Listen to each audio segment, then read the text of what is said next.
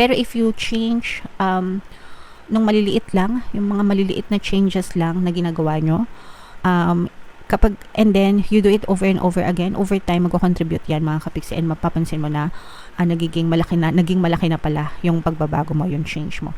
So,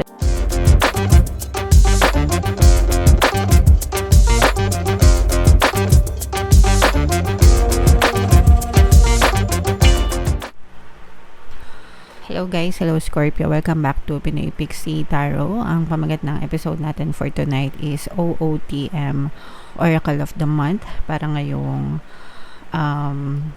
December para sa Scorpio, Sun, Moon, Rising, Sign, and Venus. Meron tayong tatlong set ng decks dito guys. Ito yung para sa spiritual message nyo, ito yung para sa life messages, and ito naman yung para sa love life mga kapiksi. Kung ano na lang yung message na naka-resonate sa inyo guys, take that message. Unahin natin to guys. By the way, naka-upload na sa ating YouTube channel yung inyong 2025 kapalaran.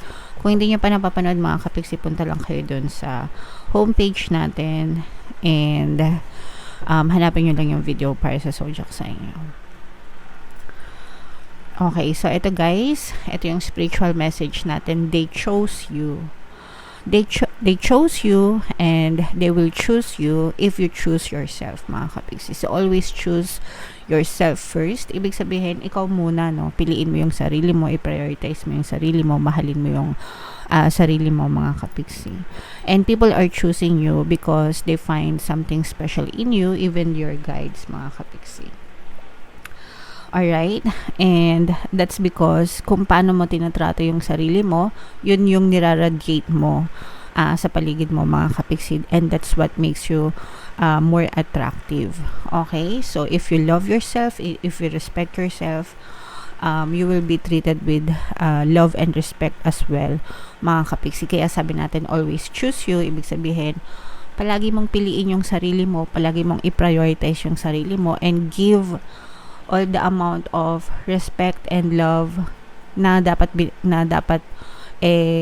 alam mo yun, hindi mo nahanapin sa iba because you're giving it to yourself. You're choosing you. Okay? So, basahin natin to guys. You might not readily believe this. It might even spook you a bit. But there are those who chose this very lifetime in large part knowing you'd be there. Now, that's what we call a reputation. Ibig sabihin nito guys, kahit na hindi mo alam, no? Pero, no? May mga tao na they want you. Gusto ka nila. They want to be a part of your life. Gusto nila maging bahagi ng buhay mo. They're choosing you. They're choosing you over and over again. Yung mga tao sa paligid mo, yung mga supporters mo, yung mga followers mo, yung family mo and friends mo. Kasi maganda yung reputation mo, diba? Sabi nga nito, that's what we call a reputation. People will follow you for a reason, mga kapiksi, and they will love you for a reason, and they will like you for a reason. And that reason is the reason that you're giving to yourself, okay? Kung ano yung dahilan mo sa sarili mo, kung ano yung magandang nakikita mo sa sarili mo, and magandang pananaw mo about yourself, other people see it too. Nakikita din nila yan, okay? Because you're giving it to yourself. Kaya nga, they chose you. They chose you, mga kapiksi, because you have chosen yourself. So, make sure na, again, kung ano yung gusto mong ma-experience na from other people na ibigay sa'yo, ikaw muna yung magbibigay nun sa sarili mo. Okay? Alright? So, comment down below guys if naka-resonate kayo dyan. Tingnan natin yung eto naman yung life messages nyo. Habang sinashuffle ko to guys, panoorin nyo muna yung video natin regarding sa ating paano mag-manifest ng abundance video course. Kapiksi, sawa ka na ba sa mga struggles at hirap sa buhay mo? Masipag ka ba at masikap sa buhay ngunit hindi ka pa rin umaasenso? Ilang beses ka na bang nag-attempt mag-negosyo at mag-invest pero palagi ka pa rin nalulugi? Sa pagkakataon na ito ay maaaring may subconscious beliefs ka na nagiging balakid sa iyong pag-unlad at pagyaman. Introducing, paano mag-manifest ng abundance video course. Dito ay matututunan mong ma-overcome ang mga balakid mo para tuluyan ka ng umunlad, umasenso, sumagana, maging matagumpay, successful at maswerte sa iyong kabuhayan, pera, trabaho, negosyo sa lapi at kaperahan ng bonggang-bongga. Dali, mag-send na ng email sa pinoypixie@gmail.com at simulan na ang iyong pagyaman ngayon. Alright, so sa lahat ng gusto mag-avail ng course guys, yung promo natin for November, magbibigay tayo ng 500 pesos discount. Kaya mag-avail na kayo mga kapiksi. So ito yung mga live messages para sa inyo guys. We have the loop and the sand message. So itong the loop mga kapiksi, ito yung connection, okay? So ibig sabihin nito, use your connection to your advantage, di ba? Yung mga connection mo, friendship mo, family mo, ganyan. So, gamitin mo sila. Kumbaga, parang makakatulong sa'yo. The more na marami kang connection or network, diba? Especially kung magagamit mo siya sa lahat ng bagay, guys. Diba? Let's say, for example, sa trabaho. Kung maganda ka makisama sa trabaho, maganda yung connection mo sa trabaho, magiging magaan yung pagtatrabaho mo. This is very true, guys. Kasi ako, naging empleyado rin ako before, no? So, kung maganda ka makisama sa mga kasamaan mo sa trabaho, magiging magaan talaga yung deliveries mo, okay? And ganun din sa mga friends, sa families, diba? Kung maganda yung pakikisama mo sa kanila, sa panahon ng pangailangan, magiging maganda yung pagtutulungan nyo. So, always, ingatan nyo yung connection nyo, yung relationship nyo with other people, kasi at the end of the day, guys, kayo pa rin yung magtutulungan, mga kapiksi. Okay? And eto naman guys, this is the challenge to change fearlessly. Yun yung ibig sabihin nitong the sun.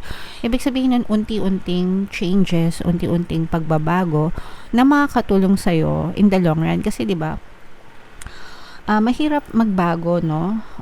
Especially kapag na-form na yung habits mo, yung patterns mo, sanay ka na ng ganun. So let's say for example, sanay kang magreklamo, sanay kang magnega, 'di ba? 'Di ba? Comment down below sa mga nakaka-relate. Tapos pag sinabi natin think positive, nahihirapan kayo. Bakit? Kasi hardwired na kayo eh. Pagising nyo pa lang sa umaga, sanay na kayo magreklamo. Pagising nyo pa lang, nakikita nyo na agad yung mga problema. Yun na yung nakasanayan nyo, okay? Pero if you change, nung maliliit lang, yung mga maliliit na changes lang na ginagawa nyo, and then you do it over and over again, over time magko-contribute yan mga kapiksi, and mapapansin mo na naging malaki na pala yung pagbabago mo, yung change mo. So let's say for example, sa exercise, no? Hindi ka sanay mag-exercise, no? Let's say for example, ilang taong ka na, 30, 40 years old. Never ka nag-exercise, hindi ka masyadong mahilig mag-exercise. Pero dahil healthy living na, 'di ba? Sometimes yung iba nag-exercise kung kailan nagkasakit na. Pag nagsimula ka agad ng big time na exercise, mapapagod ka talaga, hindi mo kakayanin, sasakit yung katawan mo, 'di ba? Pero if you start small, so let's say for example, magsimula ka, lakad-lakad lang muna, 'di ba? Lakad-lakad lang, 10 minutes, 15 minutes, 'di ba? Pag nasanay ka na, you'd go further, 30 minutes, 1 hour. Tapos, sinasabayan mo na ng jogging, paunti-unti, kasi lumalakas na yung katawan mo. So, ganun yung ibig sabihin nito mga kapiksi. You start small sa mga change or pagbabago na gusto mong mangyari sa buhay mo. And then, little by little, magko-contribute yon, and magiging bahagi siya ng big change sa buhay mo, mga kapiksi. Okay? So, comment down below if naintindihan nyo yan, kasi sobrang ganda. Kung nabasa nyo yung Atomic Habits na book, mga kapiksi, it's a good read, no? So, yung pag-form ng mga maliliit na habits, definitely it will contribute to your big success, guys. Okay? And eto naman, guys, sa ating love life message, mensahe sa inyo ng person nyo. Habang sinushuffle ko to, guys, naka-flash sa screen nyo yung ating bagong course, paano mawala ang third party at magkaroon ng harmonious na relationship para mawala yung mga kabit ng mga jowa nyo, guys. 20% discount until November 30, kaya mag-avail na kayo. So, ito yung mensahe ng person nyo, mga kapiksi. I know I messed up everything. You speak to me through music. So, itong person mo, guys, kahit anong status nyo, pwedeng hiwalay na kayo, pwedeng no contact, ghosted kayo, mga kapiksi, pwedeng in a relationship pa kayo, pero nagkaaway kayo ng person mo. So, alam niya, no, na pwedeng siya yung may kasalanan, and inaamin naman niya yon. Sabi niya, I know I messed up everything, and you speak to me through music. Ibig sabihin, nag-i-emo yung person mo. nakikinig ng mga love songs, ganyan, and yung mga lyrics, no, talagang tumatama sa kanya. And yung mga, kumbaga parang yung mga gusto niyang sabihin sa'yo, naririnig niya sa music, naririnig niya sa mga kanta, mga kapiksi. So, nandun, merong pagsisisi, merong bahay ng pagsisisi, guys. Hindi lang niya ma-express or hindi lang niya masabi sa'yo personally, for a lot of reasons. Pwedeng natatakot siya, nahiya siya sa'yo, super guilty siya, ganyan, na-consent siya.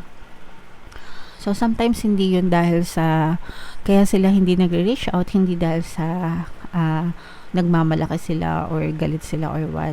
Most of the time talagang guilty lang sila, mga kapiksi. And parang hindi nila kayang harapin yung guilt, guys. Okay? So, huwag kayo masyadong mag-ano sa kanila, magtanim ng sama ng loob, mga kapiksi. Pwede nyo pakinggan yung ating relationship subliminal if naka-resonate kayo dito, yung pampakonsensya subliminal, pampabati subliminal, yan, para talaga magkaroon ng forgiveness and hindi sila makatulog. Isama nyo syempre palagi yung pampabalisa, guys, para hindi kayo mawaglit sa isip nila, mga kapiksi. Okay? Alright, so comment down below, guys, if naka-resonate kayo, sang message ba kayo naka-resonate, mga kapiksi, dito ba sa spiritual, dito ba sa life, or dito ba sa love life, guys? Comment down below. And ito yung ating 2025 kapalaran. Panoorin nyo na. Ito naman yung ating success stories ng paano mag-manifest ng abundance video course. Click here to subscribe. Ito yung ating mga pampaswerte subliminals. Thank you for liking, sharing, subscribing. See you next time. I love you all, guys. Have a nice day. Bye-bye.